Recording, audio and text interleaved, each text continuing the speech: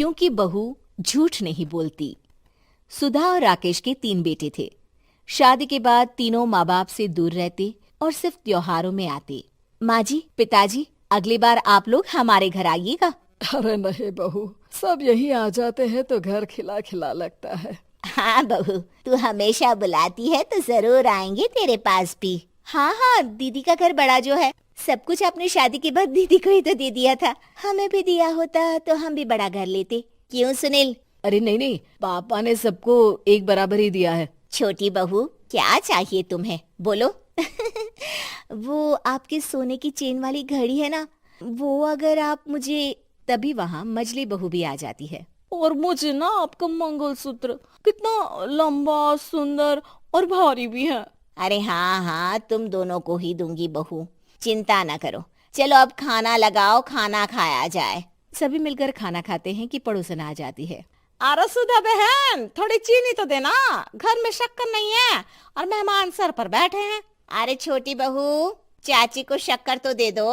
अरे मजली दीदी, आप दे दीजिए ना, मैं यहाँ कम आती हूँ तो मुझे पता ही नहीं है कि सासू माँ सारी चीजें कहाँ रखती है। और तुम, मैं कौन सा यहाँ रोज शक्कर फाँकने के लिए आती हूँ, मुझे भी नहीं है पता। तभी बड़ी बहू हाथ में चीनी की कटोरी लेकर आती है। चाची, शक्कर आप लोगों का बड़ा सहारा है माँ जी और पिताजी को, वरना हम लोग तो यहाँ रहते ही नहीं। आप जैसे पड़ोसी हैं तो हम निश्चिंत है। और जीती रहे बहू, अब तो ये घर पड़ोस कम परिवार ज्यादा लगता है। सुधा अपनी बड़ी बहू को देखकर बहुत खुश रहा करती थी। वो उससे अक्सर घंटों बात भी किया करती, लेकिन दोनों दूसरी बहुओं का भी वो समझती थी कि शायद छोटी है, वक्त आने पर संभल जाएंगी। समय आ जाता है जब सभी को वापस जाना होता है।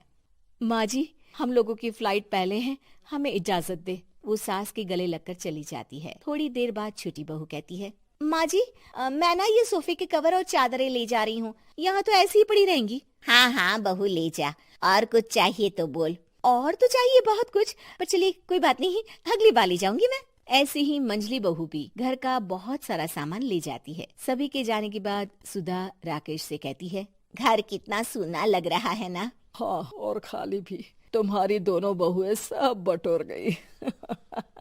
अरे ठीक है ना, हम दोनों ही तो हैं, कितना सामान लगेगा, फिर उन लोगों की नई गृहस्थी, इतना मत सोचा करे। समय बीतता है। ऐसे ही हर साल त्योहारों में सुधा और राकेश के बच्चों की बहू आते और जाते वक्त ढेर सारा सामान पैक कर कर ले जाती। लेकिन कुछ ही सालों में सुधा का देहांत हो जाता है।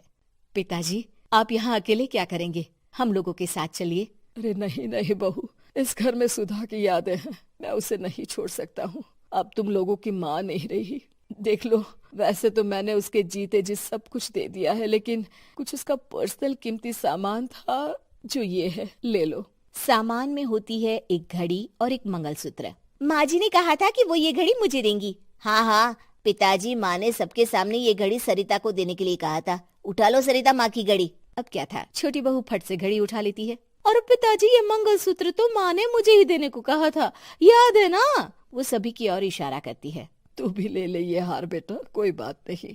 मंजली फटाक से हार उठा लेती है। ससुर बड़ी बहू की तरफ देखते हैं। तुझे क्या दूं बेटा? पिताजी, माँ ने एक चीज मेरे लिए भी रखी है। सभी के कान खड़े हो जाते हैं कि आखिर सास ने क्या रखा होगा बड़ी के लिए। अरे माँ जी तो दीदी से प्यार भी ज्यादा ही करती थी, हमेशा उनसे बात किया करती। जरूर कोई बड़ी और अपनी प्रिय चीज दी होगी दीदी को। और देख लेते हैं ना, वरना तो हम भी बराबर का बंटवारा करेंगे। हाँ हाँ, कर लेना बंटवारा। लेकिन बड़ी बहू, बताओ तो, सुधा ने क्या रखा है तुम्हारे लिए? अभी तो हम लोग यही हैं पापा जी, जब जाने लगेंगे तो बता दूंगी। बड़ी बहू के मुंह से ये बात सुनकर बाकी दो बहुएं सोचने लगती हैं कि आखिर क्या है जो दीदी को सासू माँ देकर गई हैं। दीदी, ऐसा तो नहीं ना कि पूरे घर का आधा हिस्सा माँ बड़ी भाभी को देकर गई हो? तभी वहाँ ससुर आ जाते हैं। नहीं नहीं, ऐसा कुछ नहीं है। मकान तो तुम तीनों का बराबर से है। देखो, बड़ी बहू से तुम्हारी सास ज्यादा जुड़ी थी, न जाने क्यों घंटों बात किया करती थी। पता नहीं क्या देकर गई है उसे। और ससुर जी, आपको क्या पता, चालाकी से पूरे घर के पेपर में साइन करवा लिए हो, या फिर कोई छुपा गहना। आखिर मकान पूरा तो आपने सासू माँ के नाम ही कर रखा था ना।